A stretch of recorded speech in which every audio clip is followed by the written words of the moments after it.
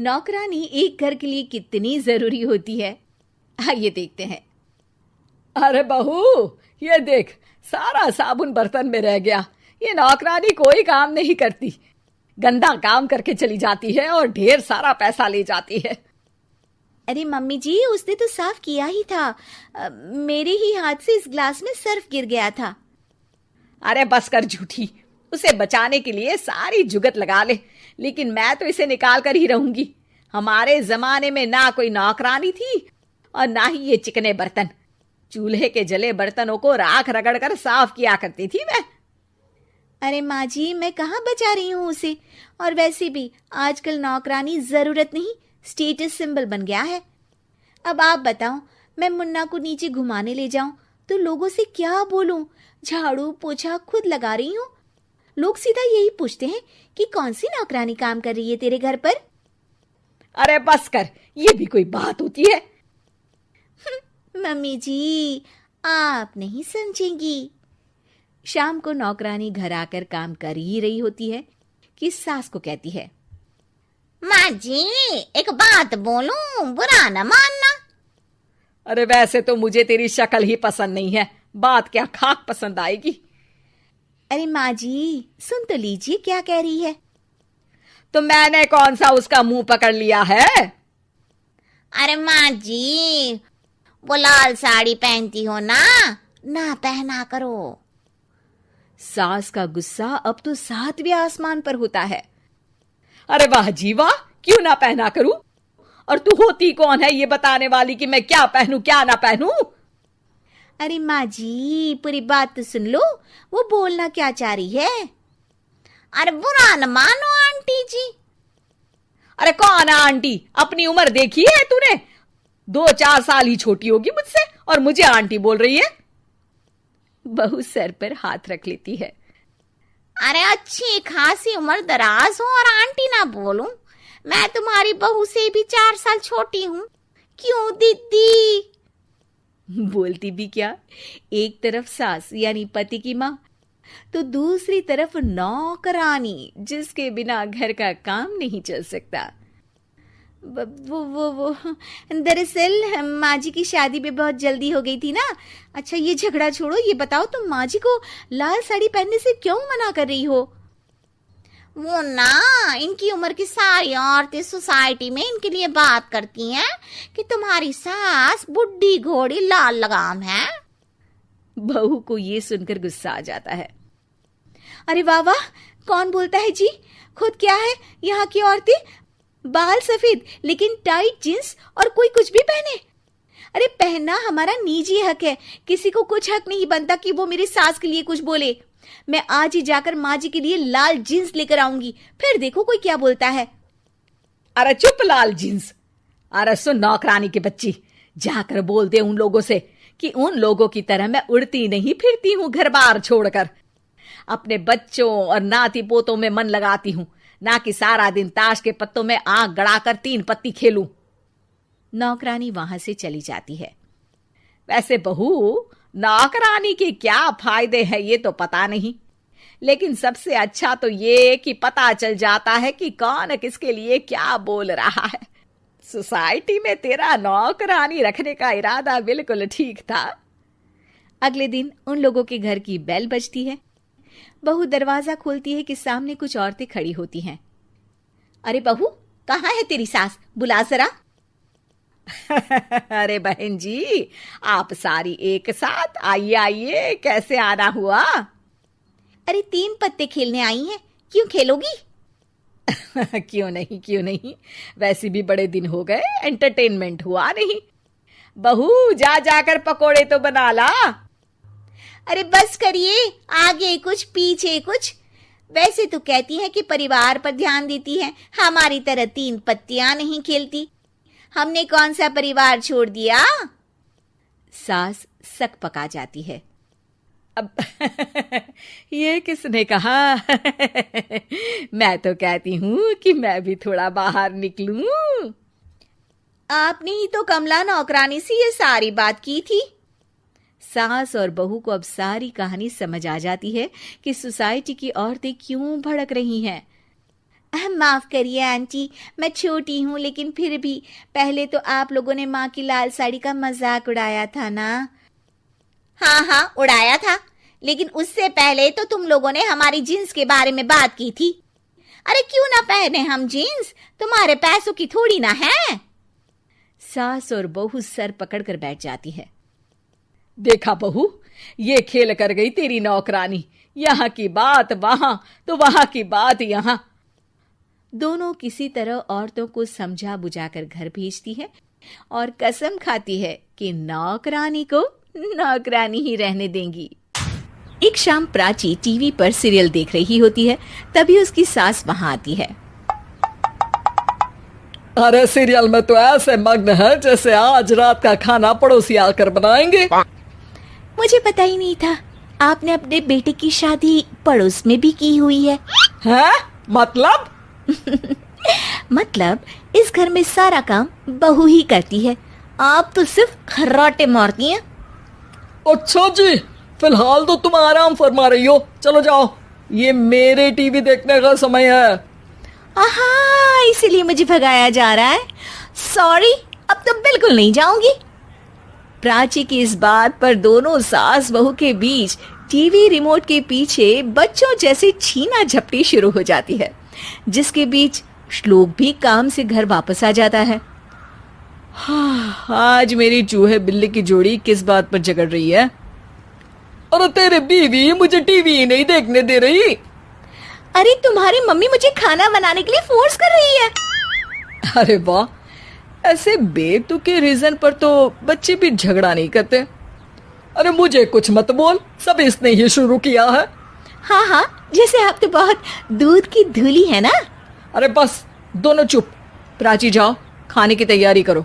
और माँ तुम छोड़ो, तुम्हें क्या बोलूं, शांति से अपना सीरियल देखो, मुझे दोबारा लड़ने की आवाज सुनाई नहीं देनी चाहिए। ऐसा बोलकर श्लोक वहां से चला जाता है, जिसके पीछे पीछे प्राची भी कुछ न कुछ बड़बड़ाते हुए रसोई में चली जाती है। हाँ हाँ, सासू जी को तो कुछ बोलेंगे ही नहीं, बस मुझ पर ही हुक्म चलता है, खाना बनाओ, जैसे मैं इनके घर में खाना बनाने के लिए आई हूँ। इसी तरह शाम बीतती है और रात को श्लोक और प्राची की सास खाना खाकर सोने चले जाते हैं, लेकिन प्राची गुस्से में कुछ खाए बिना काम में ही लगी रहती है। इस घर में किसी को घंटा फिक्र नहीं पड़ता, मैं खाऊं या भूखी रहूं। प्राची कुछ देर के लिए रसोई से बाहर जाती है और जैसे ही वापस आती है तो वहां दूध का भरा ग्लास देखकर हैरान रह जाती है। फिक्र पूरी है, बस दिखाना नहीं है। प्राची दूध पीकर सोने चली जाती है और अगली सुबह एक बार फिर सास बहू का कार्टून नेटवर्क स्टार्ट हो जाता है। ये तुमने ही किया है। अरे अजीब जबरदस्ती है, मैं बोल रही हूँ मैंने कुछ नहीं किया। दोनों ने मिलकर पूरे घर को पागल खाना बनाया हुआ है। यहाँ कोई नॉर्मल इंसान तो रह ही नहीं सकता, इसीलिए अब पड़ोसी क्या रिश्तेदार भी घर आने से कतराते हैं। और सुन बेटे, तू भी चंगा, तेरी माँ भी चंगी, तेरी बीवी भी चंगी, रिश्तेदार। हाँ जी, आपको नहीं पता क्या, गंगाधर ही शक्तिमान है, रिश्तेदार ही। हाँ हाँ, बस समझ गया। कभी जानवरों जैसे लड़ेंगी तो कभी जुगलबंदी करेंगी। भाई मैं आप दोनों के बीच में नहीं फंसना चाहता। सास बहू की इस मनमौजी जोड़ी से परेशान होकर श्लोक अपना सिर खुजलाता वहां से चला जाता है। चलो अब मैं भी कीर्तन में जा रही हूँ। इस पर जैसे ही सास कमरे में अपना पर्स लेने जाती है तो वहां नाश्ते की प्लेट रखी देख मुस्कुराने लगती है और नाश्ता करके घर से बाहर निकलते हुए कुछ पैसे टेबल पर रख जाती है, जिसके कुछ देर बाद सिलेंडर वाला घर आता है। ओ मुरी मैया, मैं सिलेंडर के बारे में तो बिल्कुल भूल ही गई थी। घर खर्च के सारे पैसे भी मम्मी के पास है और श्लोक से बोला तो उल्टा 4 बात सुनाएंगे। प्राची ये सोच ही रही होती है कि अचानक उसका चेहरा चमक उठता है और वो घर में आकर इधर उधर देखने लगती है। तभी उसकी नजर टेबल पर रखे पैसों पर पड़ती है, जिन्हें वो सिलेंडर वाले को दे देती है। ये सब श्लोक देख लेता है। अच्छा बेटे, इतना बड़ा घोटाला, सबके सामने मैं तेरी दुश्मन और पीठ पीछे तेरी मेरी यारी। इस पर श्लोक एक प्लान बनाता है और शाम को सब एक साथ बैठे होने पर बोलने लगता है। माँ, तुम दोनों की बहुत लड़ाई होती है, इसलिए मैं सोच रहा हूँ कि प्राची को उसके घर छोड़ाऊं। इससे वो भी खुश रहेगी और तुम भी। अचानक श्लोक की ये बात सुनकर सास बहू शौक से उसकी तरफ देखती हैं। अरे ऐसे कैसे घर छोड़ाओगे? मुझे कहीं नहीं जाना। अरे तुमने बोला नहीं पर मैंने सुन लिया। तुम्हें मम्मी के साथ रहना अच्छा नहीं लगता, मुझे पता है। अरे वाह, अरे जब बहू खुद कुछ काम बोले तो वो तुझे सुनता नहीं, और अब जो इसने बोला ही नहीं वो तू समझ गया। जब उसे नहीं जाना तो फिर जबरदस्ती क्यों कर रहा है? अच्छा, फिर आपको मौसी के घर छोड़ाता हूँ। बस अब आप दोनों एक घर में एक छत के नीचे नहीं रह सकती। मैं इस टॉम एंड जेरी की जोड़ी को और नहीं झेल सकता। है? ऐसे कैसे नहीं रह सकते? तुम्हें इतनी दिक्कत है तो तुम्हारा बोरिया बिस्तर पैक कर देती हूँ, लेकिन मम्मी जी कहीं नहीं जाएंगी। बिल्कुल यही सुनना था मुझे। अगर दोनों में इतना ही प्यार है फिर हर वक्त ये लड़ाई का नाटक क्यों करती हो? देखा मैंने कैसे माँ किचन में दूध रखती है और तुम उनके लिए कमरे में नाश्ता रखती हो, और कैसे वो पहले ही तुम्हारी दिक्कत समझकर घर में पैसे रखकर बाहर जाती है। अरे भाई, इतना ड्रामा तो डेली सोप में भी नहीं होता जितना तुम दोनों ने इस घर में फैलाया हुआ है। तू हमें टॉम एंड जेरी बोलता है ना, तो याद कर वो दोनों भी एक दूसरे को बाहर वालों की बुरी नजर से बचाने के लिए हमेशा सबके सामने लड़ते थे, लेकिन अकेले में दिक्कत के समय मदद भी तो करते थे। बस हमारा रिश्ता भी कुछ ऐसा ही है। और वैसे भी अगर सास बहू में तू मैं नहीं होती तो दुनिया वालों को कहानियां कैसे मिलेंगी?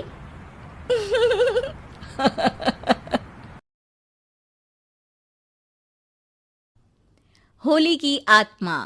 बचपन से शहर में रहने वाला मनोज इस साल होली की छुट्टियों में अपने गांव दुर्गापुर वापस आता है, जहां उसे देख पूरा गांव खुशी से झूम उठता है।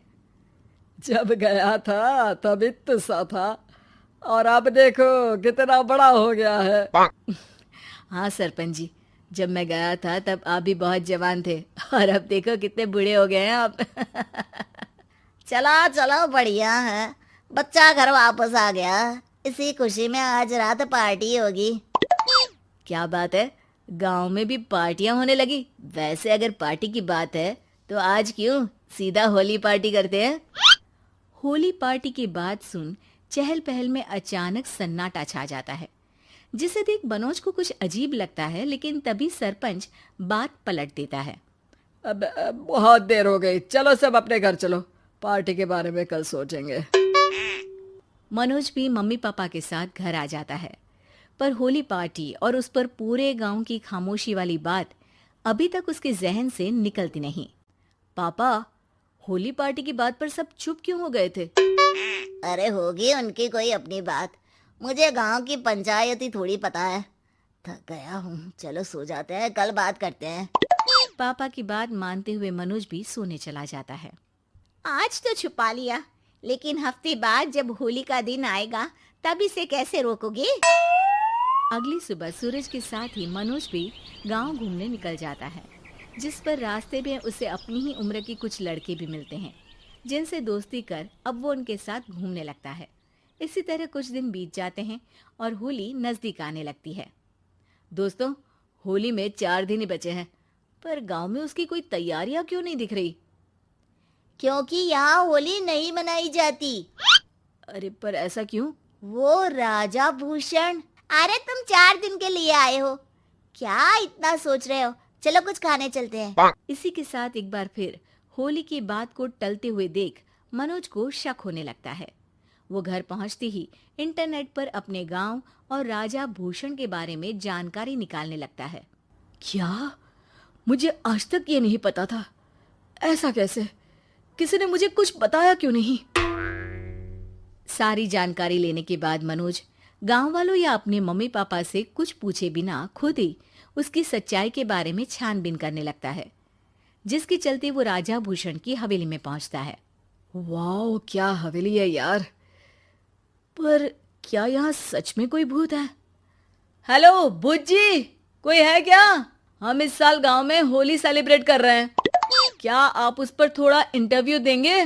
मनोज के ऐसा बोलते ही गांव में तूफान उठ जाता है और हवेली में रखी सारी चीजें हिलने लगती है। एक अदृश्य शक्ति मनोज को धक्का देकर हवेली से बाहर निकाल दरवाजा बंद कर लेती है। ये सब देख मनोज हैरान रह जाता है। क्या अभी मुझे हवा ने धक्का देकर बाहर निकाल दिया? मेरे होते हुए इस गांव में कभी होली नहीं बन सकती, इसलिए दोबारा ऐसी कोशिश भी मत करना, अंजाम बुरा होगा।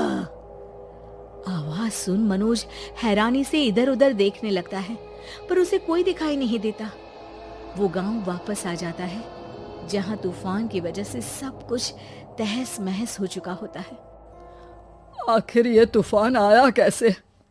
ना ऐसा कोई मौसम था और ना ही हमने होली का त्योहार मनाने की बात की थी। सरपंच की बात पर कोई रिएक्शन दिए बिना मनोज चुपचाप अपने घर चला जाता है। इस तरह देखते ही देखते होली का दिन भी आ जाता है और मनोज रंग लेकर गांव में निकल जाता है, लेकिन गांव पूरी तरह खाली होता है। अरे त्योहार का दिन है, धूमधाम की जगह मातम क्यों मनाया हुआ है? मनोज की आवाज सुन सब अपने घर की खिड़कियां खोल के घर के अंदर से ही उसे वापस जाने के लिए कहने लगते हैं, पर वो किसी की नहीं सुनता। तुझे पहले भी समझाया था, अगर होली खेलने की कोशिश भी की तो अच्छा नहीं होगा। अरे बात मान लो बेटा, तुम्हें सच नहीं पता। मुझे सब पता है। सालों पहले इस राजा ने एक अंधविश्वास फैलाया और आप लोग आज तक उसे मानते आ रहे हो। अरे बेटा, जब तुम पैदा भी नहीं हुए थे उससे भी बहुत पहले से इस गांव पर होली का श्राप है। अगर गांव में होली का त्योहार मनाया जाता है तो प्रलय आना पक्की बात होती है। राजा भूषण इस सब में नहीं मानते थे और त्योहार मनाने लगे, जिसके चलते होली वाले ही दिन पहले उनके बेटे की और फिर उनकी मृत्यु हो गई। तभी से गांव की रक्षा के लिए उनकी आत्मा उस हवेली में रह रही है। सबकी बातें सुन मनोज उलझन में पड़ जाता है।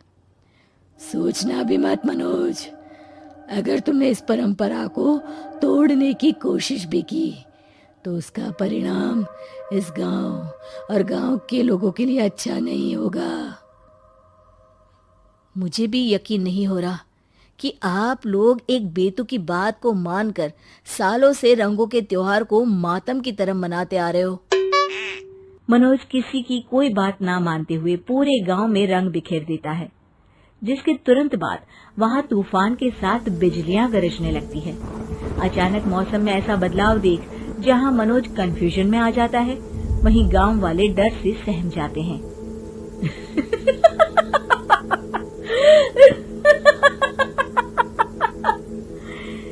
इस लड़के ने हमारे जैसे सिर्फ अपने स्वार्थ के लिए नहीं बल्कि पूरे गांव की खुशियों के लिए यहाँ होली मनाई है, जिस वजह से अब इस गांव पर होली का श्राप टूटता है।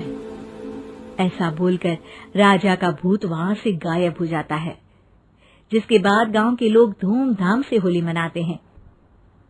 खुशियों के रंग गांव में बिखरे ही होते हैं कि अगली सुबह अचानक मनोज कहीं गायब हो जाता है और एक बार फिर गांव में होली का नया राज शुरू हो जाता है।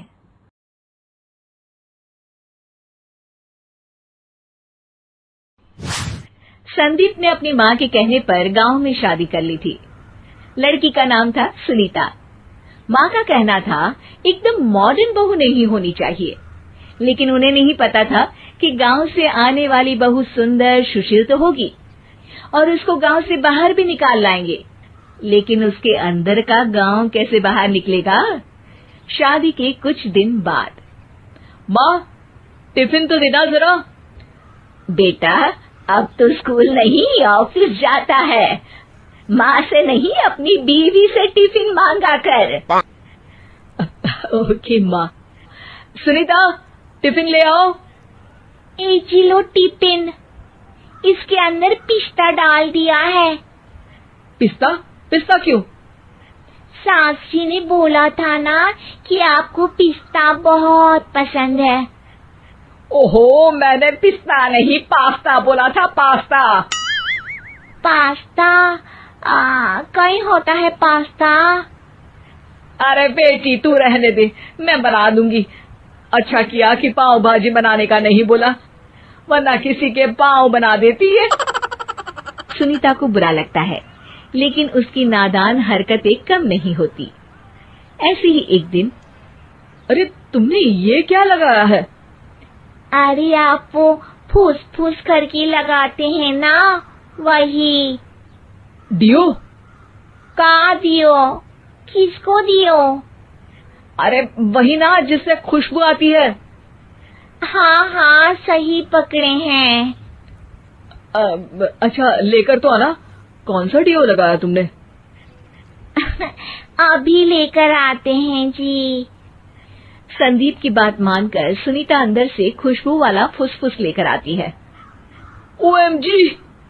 OMG मतलब ओ माय गणेश ना।